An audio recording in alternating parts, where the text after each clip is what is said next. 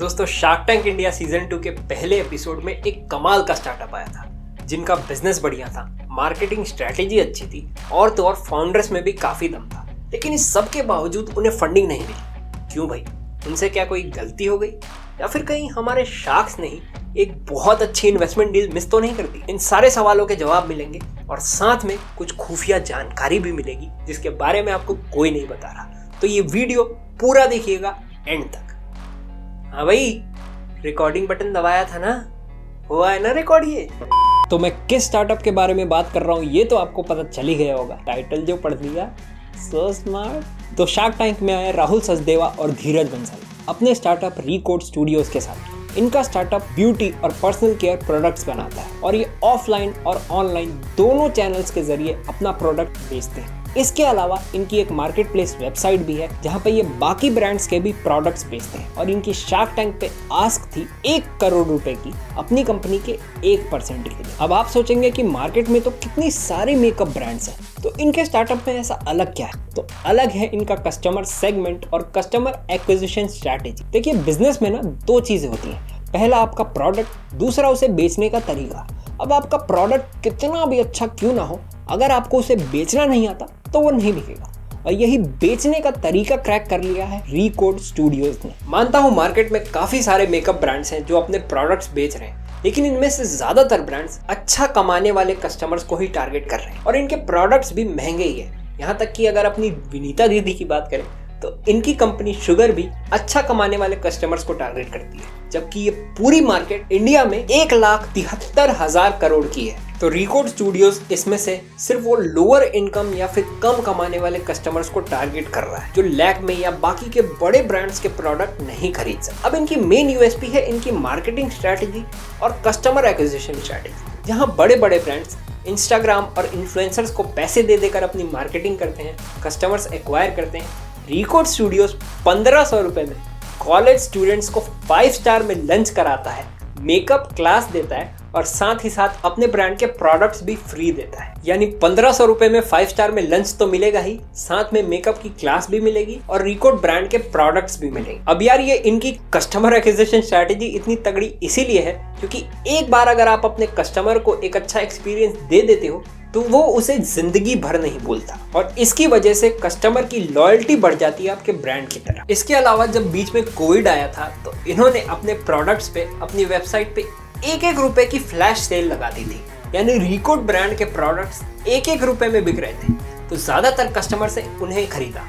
इसके बाद इनके कस्टमर्स के बीच इनकी रिकॉल क्रिएट हो गई क्योंकि 1 रुपए में अगर कोई चीज मिलती है तो उस ब्रांड का नाम हमें हमेशा याद रहे और फिर उसमें से जिन भी कस्टमर्स को इनके प्रोडक्ट्स पसंद आए वो इनके परमानेंट कस्टमर्स बन गए। अब आप सोचेंगे कि अगर ये कम कमाने वाले कस्टमर्स को टारगेट कर रहे हैं तो वो तो खर्चा भी कम ही करते होंगे, तो इनकी कमाई कैसे होगी?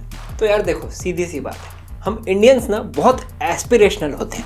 मैं कम कमाता होऊंगा, लेकिन अगर मुझे एक फ़ोन खरीदना है तो हो सकता है मैं अपने बजट के हिसाब से आईफोन ना खरीद पाऊँ, लेकिन मैं MI या ओप्पो या और किसी ब्रांड का फ़ोन ज़रूर खरीदूंगा जो भी मेरे बजट में आए। तो इन लोगों का भी सेम हिसाब है, ये लोग वॉल्यूम्स पे खेलेंगे, यानी कम दाम पे बेचेंगे लेकिन ज़्यादा प्रोडक्ट्स बेचेंगे। और यार, अगर आपको अभी भी डाउट है तो आप रिलैक्सो की बैलेंस शीट देखना, आपको पता चलेगा कि उनकी कमाई का काफ़ी अच्छा खासा हिस्सा इसी लोअर इनकम ब्रैकेट वाले कस्टमर से आता है। अब इसके बाद फाउंडर्स ने शार्क्स को अपने प्रोडक्ट्स दिखाए, जिसके बाद अमन गुप्ता को इनके प्रोडक्ट्स की पैकेजिंग बिल्कुल पसंद नहीं है, उन्होंने उसे गंदा कहा। इस चीज़ को फाउंडर्स ने फीडबैक की तरह लिया और तुरंत पैकेजिंग ठीक करने का फैसला किया। फिर इसके बाद शार्क नमिता थापर इस डील से आउट हो गई क्योंकि वो अपनी फ्रेंड विनीता दीदी के कंपटीशन में कभी इन्वेस्ट नहीं करती।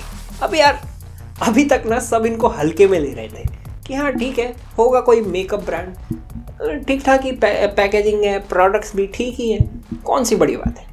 पर जब इन्होंने सेल बताई अपनी तो सारे शार्क्स के तोते उड़ गए। 2021-22 में इन्होंने 15 करोड़ रुपए की सेल करी थी और 2022 में अभी जो साल चल रहा है इसमें ये ऑलरेडी अभी तक 11 करोड़ की सेल कर चुके हैं और ईयर एंड तक इनकी 30 करोड़ की प्लानिंग है। अब आप सोचेंगे कि सेल सुन के तो जरूर शार्क ने किसी ना किसी ने तो इन्वेस्ट किया ही होगा। जी नहीं, इसके बाद अमन गुप्ता आउट हो गए। क्यों? क्योंकि उन्होंने भी विनीता दीदी का फ्रेंडशिप क्लब ज्वाइन कर लिया और वो भी अपने फ्रेंड के कंपटीशन में कभी इन्वेस्ट नहीं करते और साथ ही साथ पीयूष बंसल भी आउट हो गए क्योंकि उन्हें ऐसा लगा कि वो इनके बिजनेस में कोई वैल्यू ऐड नहीं कर पाएंगे। फिर इसके बाद सिर्फ 2 शार्क्स बचे, पहले अनुपम मित्तल, दूसरी विनीता सिंह। अब विनीता दीदी ने भी इनके प्रोडक्ट्स की तारीफ करी, इनकी कस्टमर एक्विजिशन स्ट्रैटेजी की तारीफ करी, लेकिन इनमें इन्वेस्ट नहीं किया। उनका कहना था कि ये जो प्रोफेशनल मेकअप आर्टिस्ट वाली मार्केट है, जो लोग 600 रुपये के प्रोडक्ट खरीद रहे हैं लेकिन ब्रांड नहीं मांग रहे, ये मार्केट काफ़ी छोटी है और क्योंकि वो खुद भी इसी बिजनेस में है तो वो इनमें इन्वेस्ट नहीं कर सकते। अब इसके बाद सिर्फ बचे अनुपम मित्तल, लेकिन उन्होंने भी इनके बिजनेस में इन्वेस्ट नहीं किया। एक तो उनको इनकी वैल्यूएशन थोड़ी ज़्यादा लगी, इसके अलावा उनको एक अजीब सी दिक्कत थी। उन्होंने कहा कि उनको फाउंडर्स की ये क्विक डिसीजन मेकिंग वाली क्वालिटी पसंद नहीं आई।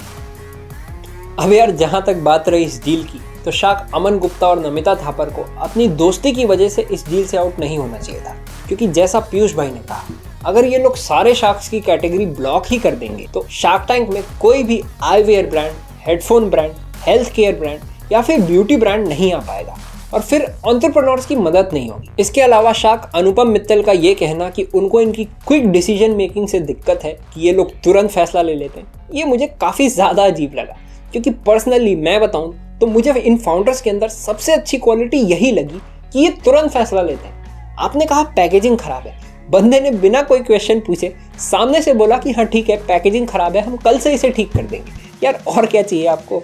और ऊपर से स्पीड मैटर्स इन बिजनेस यार, यही तो वो चीज़ है जो एक स्टार्टअप को एक कॉर्पोरेट से अलग बनाती है। अब बात करते हैं उस खुफिया जानकारी की। तो यार अगर कोई स्टार्टअप शार्क टैंक से रिजेक्ट हो जाता है तो इसका बिल्कुल मतलब नहीं है कि वो बड़ा बिजनेस नहीं बन पाएगा। शार्क टैंक यूएस से रिंग नाम का एक स्टार्टअप रिजेक्ट हुआ था, उनके फाउंडर्स को फंडिंग नहीं मिली थी, लेकिन उसी के बाद अमेज़न ने उस स्टार्टअप को 1.2 बिलियन डॉलर्स में खरीदा था, 8,000 करोड़ रुपए से भी ज्यादा में। तो ठीक है, शार्क्स के अपने अपने पॉइंट ऑफ व्यू होते हैं, लेकिन जरूरी नहीं है कि हर बार वो सही हो। और जहां तक बात है इस इंडस्ट्री की, तो यार मुझे भी लगता है कि मार्केट जितनी ज़्यादा बड़ी है उतनी ही ज़्यादा भीड़ हो गई है इस मार्केट में। आपको इंडिया में भर भर के स्टार्टअप्स और कंपनियां मिलेंगी जो मेकअप और ब्यूटी प्रोडक्ट्स बनाती हैं। बहुत सारे स्टार्टअप्स हैं, फिर फॉरेन की ब्रांड्स हैं और HUL और टाटा जैसे जाइंट्स तो हैं ही। इसके अलावा कस्टमर्स भी बदल चुके हैं। आज का कस्टमर पहले के कस्टमर से काफ़ी ज़्यादा अवेयर, नॉलेजेबल और समझदार है। आज के कस्टमर्स प्रोडक्ट देख के प्रोडक्ट नहीं खरीदते, उसके इंग्रेडिएंट्स देखते हैं कि उसके अंदर क्या डाला गया है, क्योंकि उनको अपनी स्किन का भी ध्यान रखना है। तो रिकॉर्ड स्टूडियोज को अपने R&D पे भी काफ़ी ज़्यादा ध्यान देना पड़ेगा। और इसके अलावा बताऊं तो इस इंडस्ट्री में भी टेक्नोलॉजी और कंटेंट एक कम्पिटिटिव एडवांटेज बन गया है। तभी तो पर्पल जैसे ब्रांड्स ऐसे सॉफ्टवेयर्स बना के बैठे हैं जो मार्केट में आने वाली डिमांड के बारे में उन्हें पहले ही बता देते हैं कि हाँ इतने टाइम बाद अब कस्टमर्स सीरम मांगेंगे या फिर लिपस्टिक की डिमांड आ रही है। साथ ही साथ ये लोग खुद के स्टूडियोज भी सेटअप कर रहे हैं, हाँ खुद के पर्सनल स्टूडियोज, ताकि ये लोग YouTube और Instagram के लिए कंटेंट बना पाए। और यार सच कहूँ तो ब्यूटी कैटेगरी में कंटेंट भी बहुत ज़्यादा हो चुका है, बहुत ज़्यादा कंटेंट बनाया गया है, जिसकी वजह से किसी भी स्टार्टअप के लिए, किसी भी ब्रांड के लिए एक यूनिक ब्रांड आइडेंटिटी बना पाना आज के वक्त में काफ़ी ज़्यादा मुश्किल। अब दोस्तों इस सारी खुफिया जानकारी का सोर्स आपको डिस्क्रिप्शन में मिल जाएगा, तो आप उसे पढ़ सकते हैं। लेकिन क्या आप जानते हैं, इनके पहले एक हूवू फ्रेश नाम का फूल बेचने वाला स्टार्टअप आया था, जिनकी एक गलती की वजह से उनके हाथ से 50 करोड़ की डील जा सकती थी, और ऊपर से उन्होंने अमन गुप्ता को ना कह दिया था भाई। तो दोस्तों क्या था पूरा बवाल, जानने के लिए कमेंट्स में वीडियो का लिंक है, उसे ज़रूर देखिएगा और इस वीडियो को लाइक करके चैनल को सब्सक्राइब करना मत भूलिएगा।